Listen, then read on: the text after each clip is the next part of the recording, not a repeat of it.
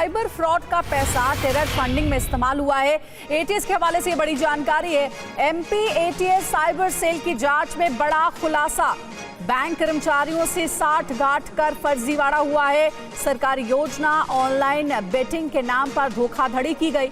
दिल्ली हरियाणा में आरोपियों की ट्रेनिंग, 18 अरेस्ट हुए हैं, 18 गिरफ्तार किए गए हैं।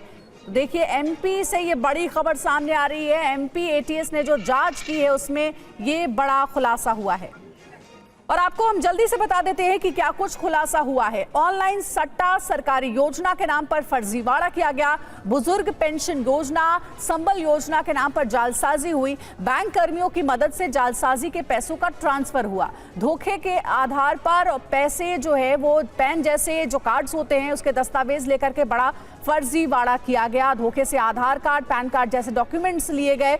खुद को बैंक कर्मचारी बताकर डॉक्यूमेंट्स लिए गए और अकाउंट्स भी खोले गए। 14 लैपटॉप, 40 फोन और तकरीबन 89 एटीएम, 2 चेकबुक बरामद किए गए हैं। शुभम गुप्ता हमारे संवाददाता भोपाल से हमारे से जुड़ गए ज्यादा जानकारी के साथ। शुभम, और क्या खुलासा किया है एटीएस ने? 18 लोगों को अरेस्ट भी किया गया है, कई डॉक्यूमेंट्स भी मिले उनके पास से। बिल्कुल, देखिए, मध्य प्रदेश में लगातार साइबर फ्रॉड हो रहा है, डिजिटल अरेस्ट हो रहे हैं और हम देख रहे हैं कि करोड़ों रुपए का साइबर फ्रॉड हुआ है। ऐसे में जबलपुर की साइबर सेल पुलिस इस पूरे मामले की जांच पड़ताल कर रही थी। कुछ आरोपियों को भी गिरफ्तार किया था, मगर जैसे जैसे जांच आगे बढ़ती गई, आरोपियों को गिरफ्तार किया। उसमें पूछताछ में बताया कि इसके तार हरियाणा से जुड़े हुए हैं, दिल्ली से जुड़े हुए हैं, यहाँ तक कि साउथ में भी कुछ स्टेट्स में जुड़े हुए हैं।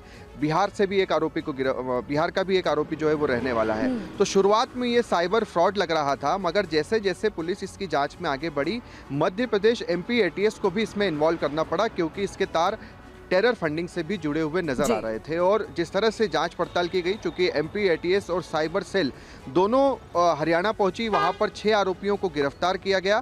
और ये 6 वो आरोपी थे जो कि विदेशों में भी एक तरह से फंड दे रहे थे, जो बैटिंग ऐप्स होती है उसके जरिए पैसा कमा रहे थे और उसका पैसा सीधे विदेशों में जा रहा था। तो इस लिहाज से एमपी एटीएस ने इस पूरे मामले में जो जाँच की है, आरोपी से जो पूछताछ की है, उसमें एक एंगल टेरर फंडिंग का भी आ रहा है और इस एंगल पर भी लगातार जांच जारी है। मगर सबसे बड़ी बात इसमें यह भी है कि बैंक कर्मचारियों और अधिकारियों के भी नाम सामने आए हैं और चूंकि उन्हीं के थ्रू बैंक के जरिए फ्रॉड किए गए हैं। फर्जी अकाउंट खुलवाना, जो खाता धारक थे उनसे खरीद लेना और उसके बाद फिर इस तरह का फ्रॉड करना। क्योंकि कोई भी फ्रॉड होता है उसका पैसा सीधे किसी अकाउंट में जाता है, तो जब उस अकाउंट को ही पहले से खरीदा हुआ है तो ऐसे में अगर पुलिस वहां तक पहुंच भी जाती है तो फिर उसका कुछ नहीं होता। बिल्कुल शुभम, चौंकाने वाला खुलासा हुआ है कि साइबर फ्रॉड नहीं बल्कि टेरर फंडिंग से भी तार जुड़े हुए थे। एमपी एटीएस ने बड़ा खुलासा किया है। 18 लोग पकड़े गए जिनसे पूछताछ जारी है।